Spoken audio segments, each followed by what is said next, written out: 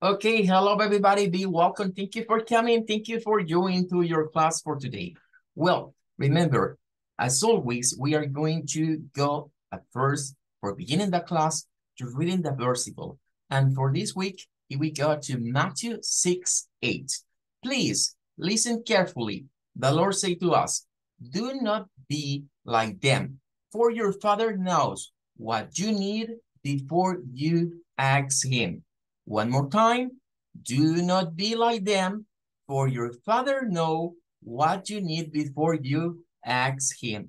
Okay, this is a new international version, and the value for this week is what you need. The Lord knows what you need.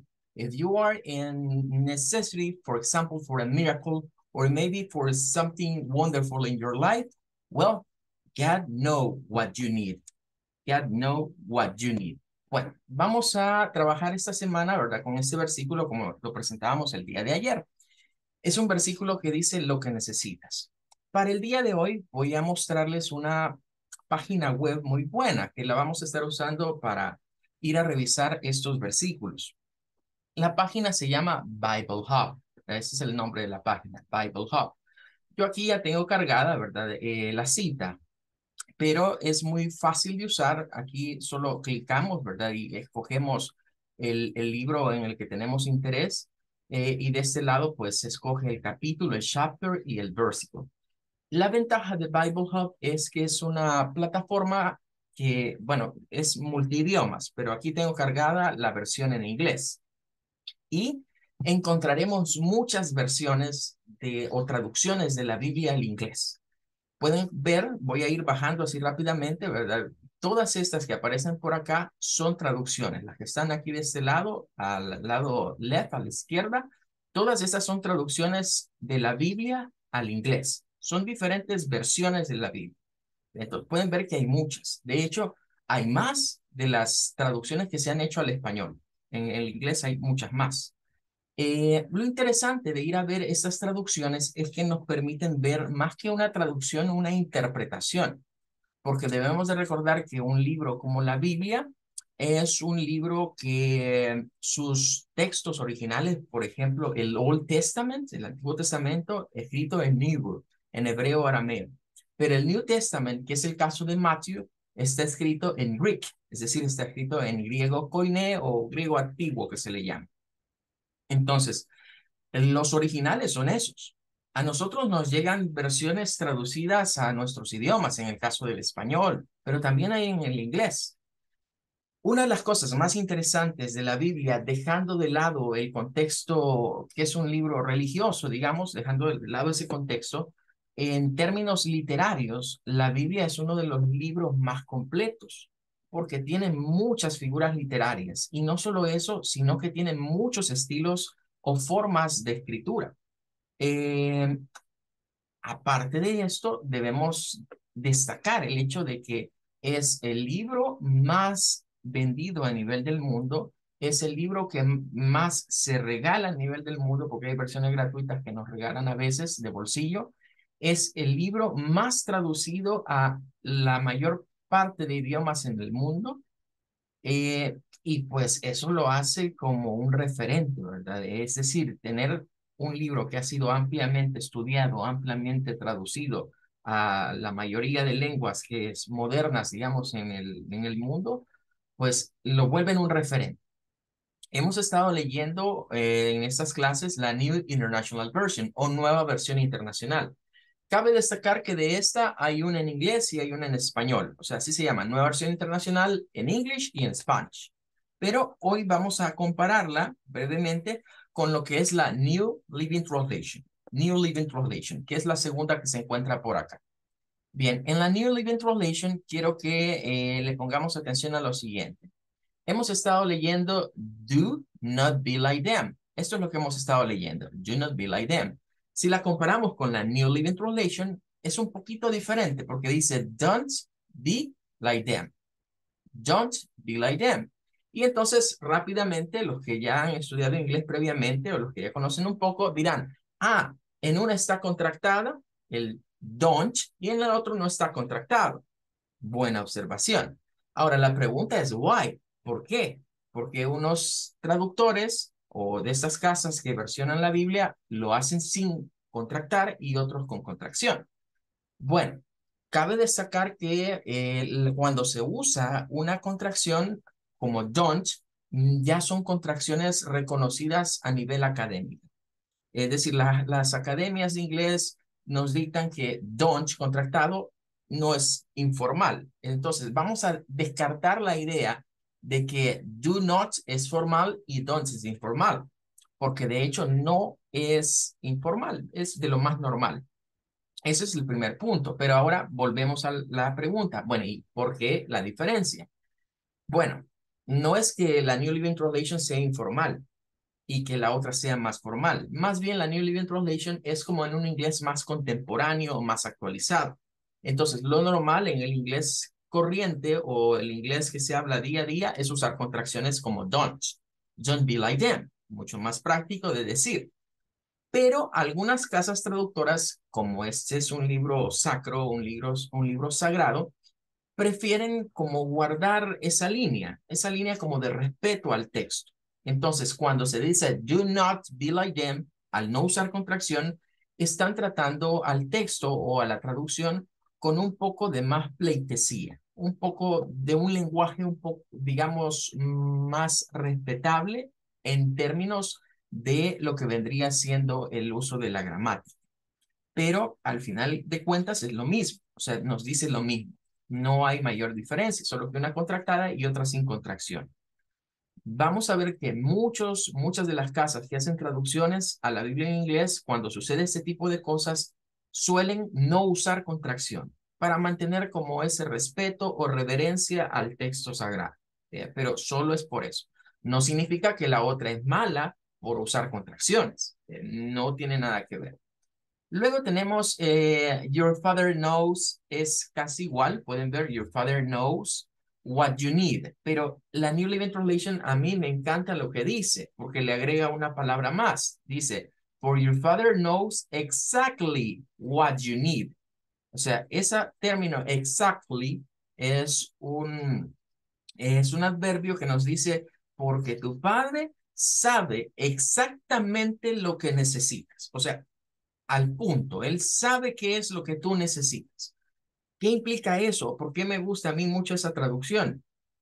Significa que Dios nos conoce tanto que sabe qué cosas nos convienen y qué cosas no. Muchas veces cuando nosotros nos ponemos de rodillas a orarle a Dios por ciertas cosas, ciertas necesidades que nosotros tenemos, quizás nos daremos cuenta que si Dios nos las consintiese, nos las diese como para cumplirnos el capricho, por así decirlo, no nos conviene. Nos podrían ser más para perdición que para bendición.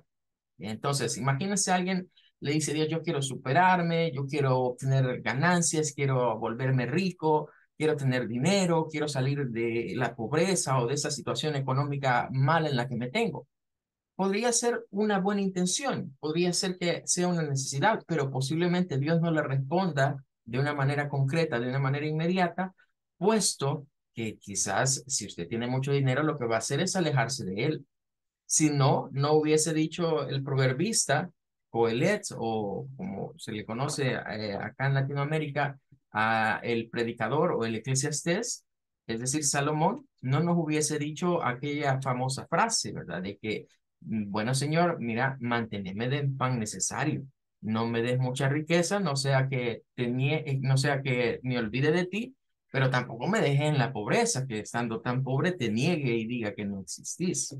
Bueno, es interesante ir a ver algunas de estas traducciones y conocer el contexto en el que están traducidas. Bueno, para el día de hoy con eso cerramos la meditación y recordando que hay pequeñas variaciones entre todo esto.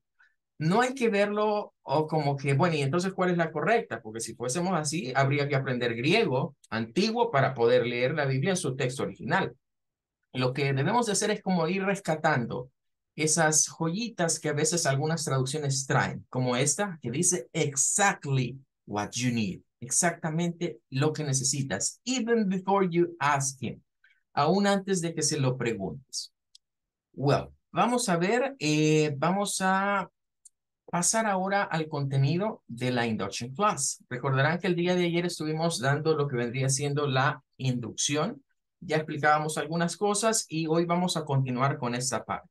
Toda esta semana, la idea es que ustedes tengan un panorama claro de cómo es el funcionamiento dentro de ESC Educación respecto de lo que viene siendo el desarrollo del diplomado en idioma inglés, ¿verdad? Ese es el propósito que tenemos con esto.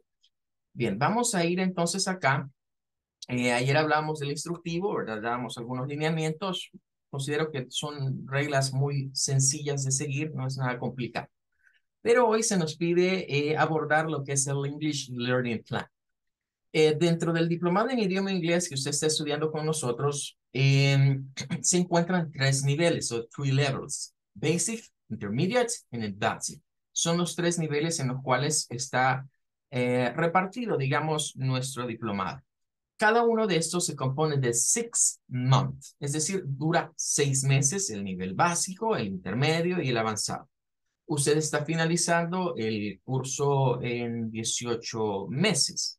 Hay 6 meses adicionales a esos 18 que son para llegar a un nivel que le llamamos el nivel superior, pero ese es optativo, es solo para quienes deseen continuar y ahí se dan unas áreas más específicas de idioma inglés, ¿verdad? Se aborda inglés para turismo, inglés para call center, inglés para business o negocios, pero eso es algo opcional, no es requisito, digamos, cursarlo, es el nivel superior. Básicamente son 3 niveles: Basic, Intermediate and Advanced. Luego, cada uno de estos está compuesto, decíamos, de 6 meses, pero se dividen a la vez en trimestres. Entonces, you are here. Usted ahorita está aquí en Basic English, que son 6 months. Ahí estamos ubicados ahora. Estamos iniciando clases para idioma inglés básico. Y de este, ¿verdad? Se nos van a desprender el Basic English 1 o A1 y el Basic English 2 o A2. Estos son como 2 trimestres, le llamamos nosotros acá. Es decir, primer trimestre y segundo trimestre de inglés básico. Implica que trabajamos por trimestres. Es decir, dividimos nuestro plan de estudios en niveles de 6 meses, que son estos, y luego en trimestres, 2 trimestres para cada uno. Significa que nosotros estamos iniciando ahorita mediados de octubre, ¿verdad? Entonces, en mediados de noviembre cumpliríamos el primer mes, mediados de diciembre el segundo mes y mediados de enero estaríamos cumpliendo de enero de 2024 el tercer mes. Por ahí estaríamos, digamos, con este Basic English 1. Luego, otros 3 meses, se continúa con Basic English 2. Después de esto, después de que se han aprobado estos niveles, pasamos al Intermediate. Y también están divididos en el 1 y el 2, el 1 y el 2. Son trimestres, ¿verdad? Y ahí le llamamos el B1, el B2, y terminamos con el Advanced English 1 y el Advanced English 2. C1 and C2. Eso vendría siendo como está dividido. Cada trimestre, es decir, cada bloque de estos, hacemos una evaluación trimestral. Aunque mensualmente se nos pide a los docentes que llevemos un registro de evaluaciones, hay un examen que se hace, que es el examen del trimestre.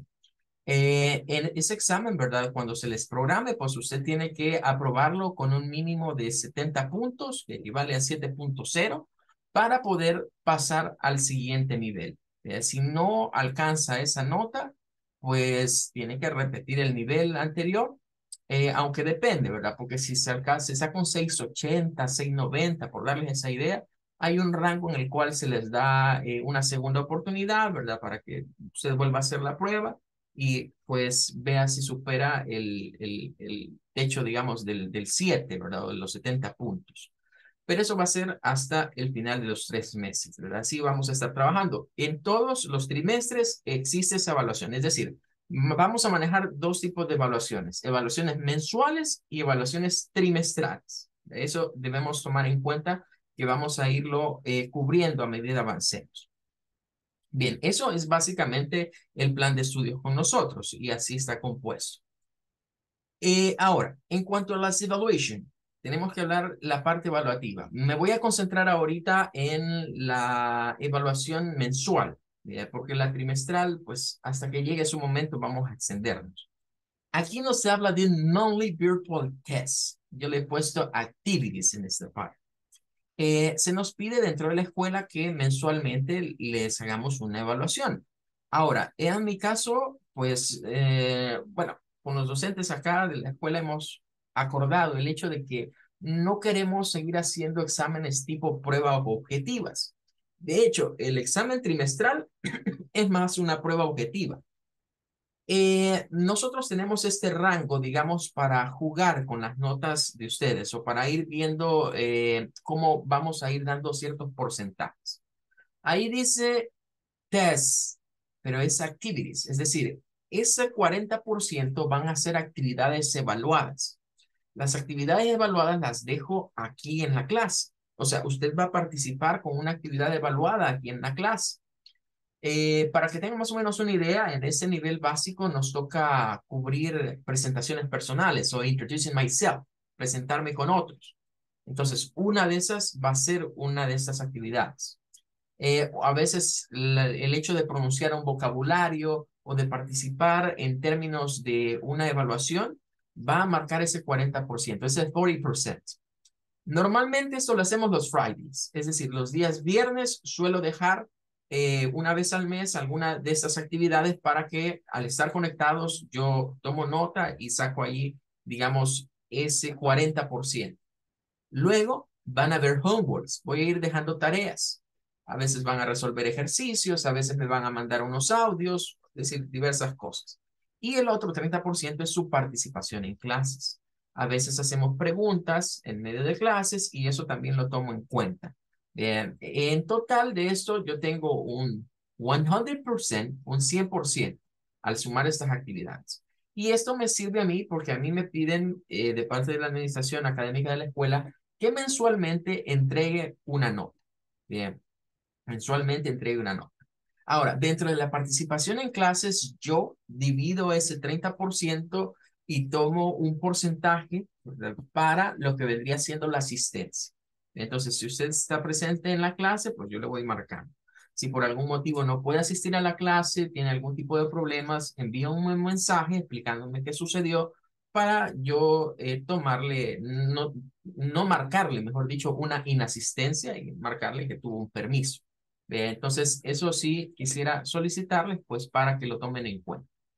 Eso va a ser la evaluación y significa que en este primer trimestre, en el A1, yo voy a sacar 3 notas que se van a componer de esas diferentes cosas.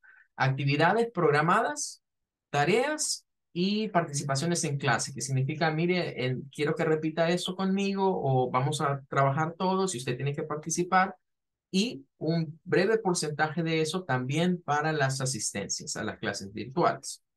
Bien, creo que aquí voy a terminar esto. No quiero detenerme más porque me interesa que abordemos otros puntos importantes y por lo menos dejar establecido esto que creo que es lo más grueso de la inducción o la parte más eh, importante, por así llamarla.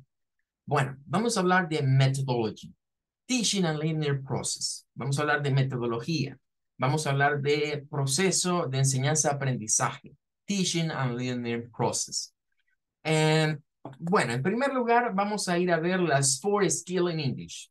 Hay 4 habilidades en inglés que si usted ya ha recibido clases previas, me imagino, la mayoría de teachers tenemos el mismo discurso en esta área.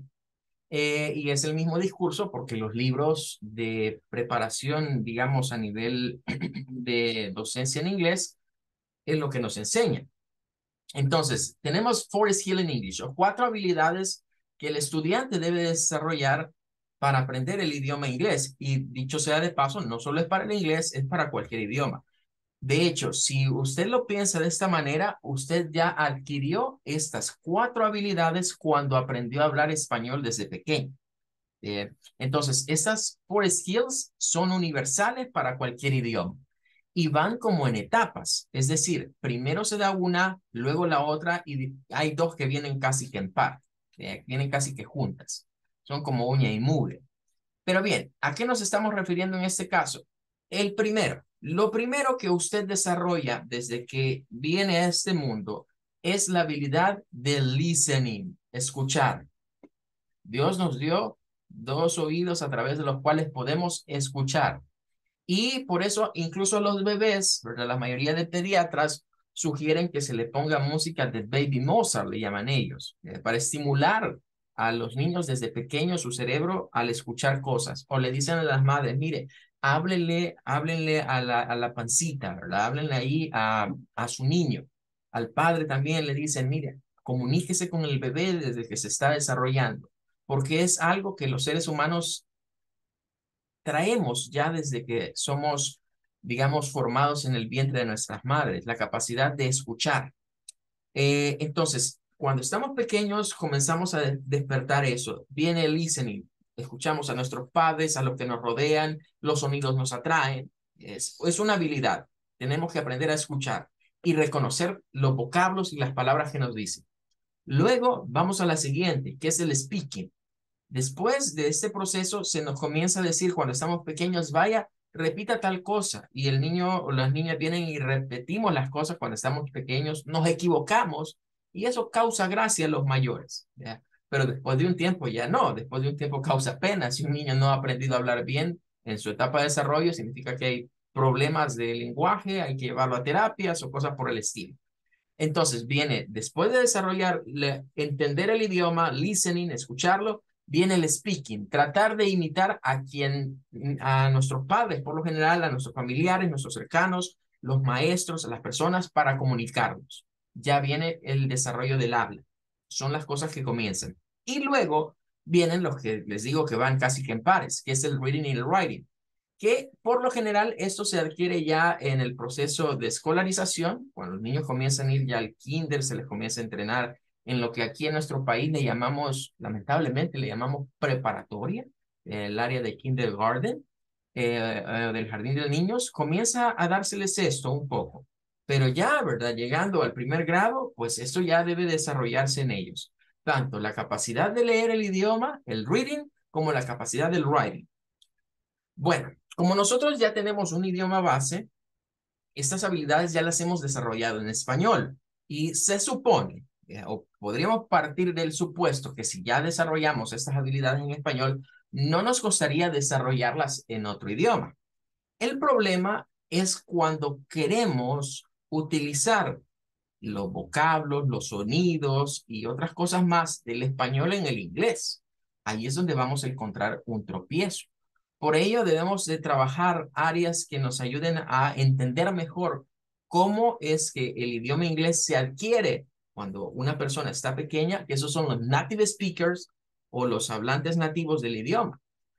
Bien, entonces estas serían en sí las four skills in English: listening, speaking, writing and reading. Son las cuatro habilidades que debemos desarrollar para decir que tenemos un mastery of English skills. ¿Qué significa eso?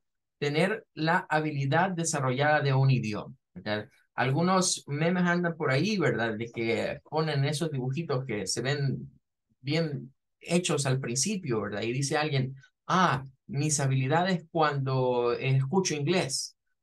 Y luego ponen un dibujito mal hecho, mis habilidades cuando lo hablo. Cuando lo leo es muy bueno, cuando lo escucho es muy bueno, pero cuando lo hablo o lo escribo es muy malo. Significa que hay que pulir. Estas son en conjunto, tienen que estar siempre juntas. Bien, les decía, este es un discurso típico en las clases de inglés, pero debemos tomar en cuenta que hay otras four skills. Esas son cuatro habilidades del lenguaje, las que acabamos de ver, pero hay otras cuatro más que son llamadas las Four Communication Skills o las habilidades comunicativas. Dentro del diplomado en idioma inglés trabajamos no solo las cuatro habilidades del lenguaje, sino las cuatro habilidades comunicativas. El ser humano, Dios lo creó para que se comunicase. De hecho, estamos hablando en los versículos de la oración con Dios y la oración es un medio de comunicación para con Él. Entonces, está claro que en la naturaleza del ser humano existe no la habilidad, existe la necesidad de comunicarse con otros. Entonces, dentro de este proceso de comunicación, tenemos four communication skills, que es el thinking, el listening, el speaking y el non-verbal language. Ya habrán notado que estas dos de acá se comparten entre las habilidades del lenguaje. Es decir, acabamos de ver las cuatro habilidades de adquisición de un lenguaje y ahí aparecía listening y speaking. De hecho, fueron las primeras dos que abordamos. Entonces, se retoman como habilidades de comunicación. Pero en medio de esta tenemos una conjunción.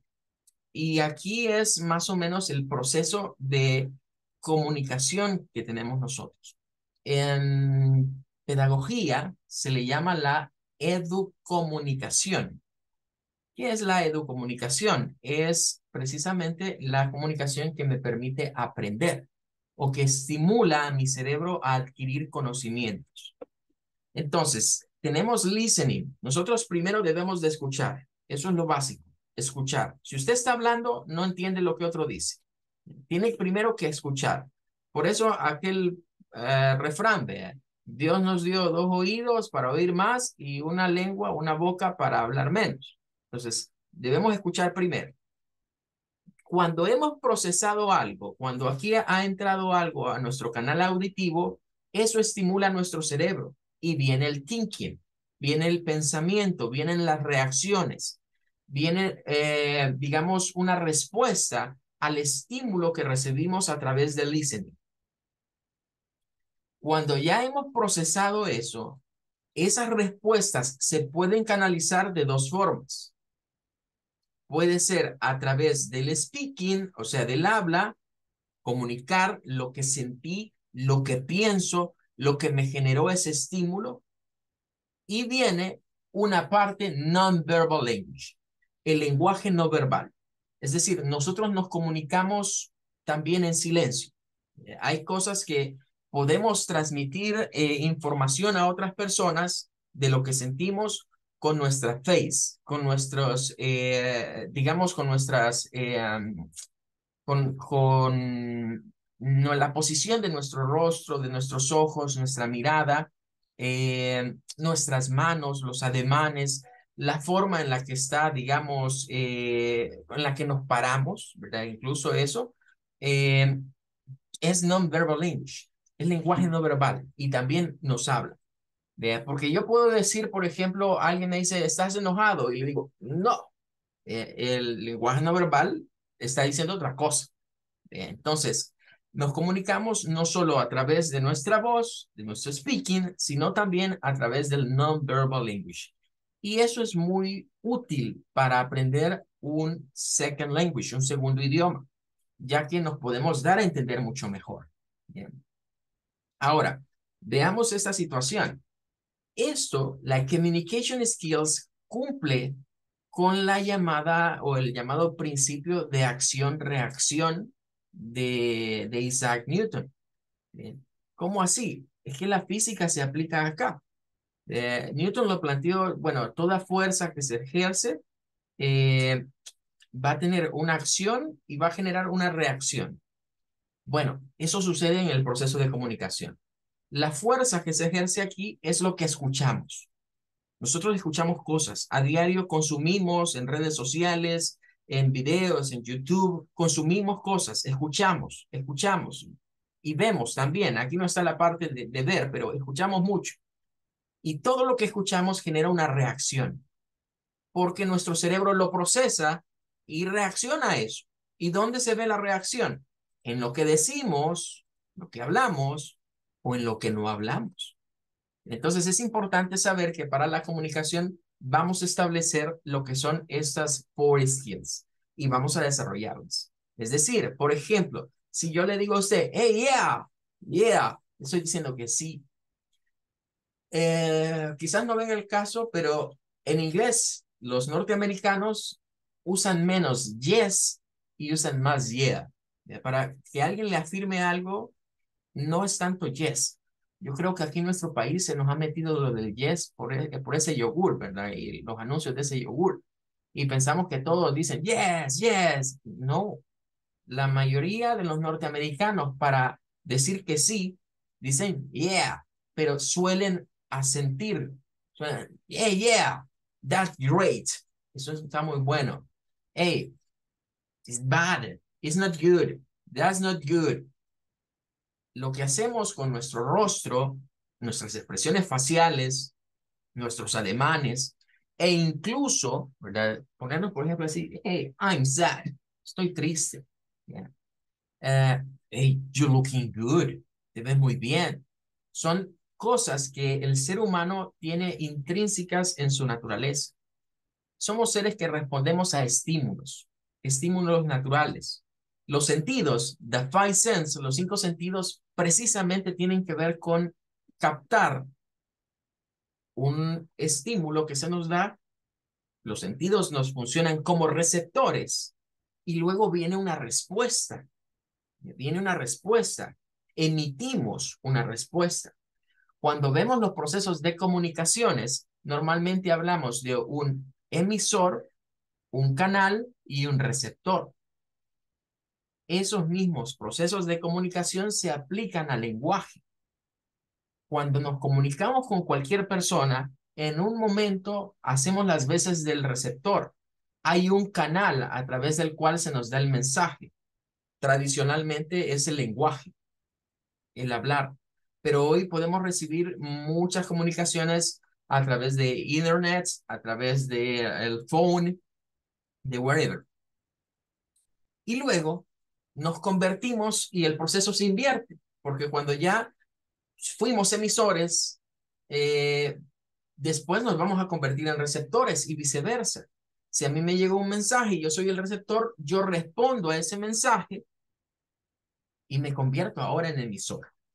Entonces, esas tres partes de la communication se aplican para los idiomas y forman parte de las skills a desarrollar.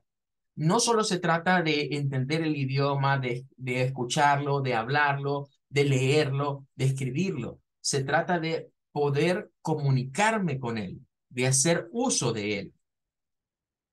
Bien, entonces estaríamos acá con esta parte que es como la introducción a la methodology o a la metodología. Hemos hablado entonces de 4 habilidades a nivel de language, del idioma, y 4 habilidades a nivel de la communication, a nivel de la comunicación. De hecho, vamos a hablar en la siguiente clase acerca de la metodología. ¿Verdad? Entonces, eso lo vamos a dejar para después, pero van a ver cómo lo que acabamos de mencionar, de que desde pequeños se nos va acostumbrando a escuchar, después a speaking, a repetir lo que otros dicen, y después el proceso de lectoescritura, forma parte de un método que se conoce como aprendizaje natural del idioma, que se le llama aprendizaje natural porque utilizamos precisamente nuestros sentidos para adquirir lo que sería una lengua base, una lengua materna. Bien, ahí estaríamos entonces con esta parte. No me va a alcanzar el tiempo para ir a lo de las metodologías, lo voy a dejar para la siguiente clase, ¿verdad? Pero, bueno, permítame, vamos a parar ahorita eso porque quiero platicar una situación con ustedes.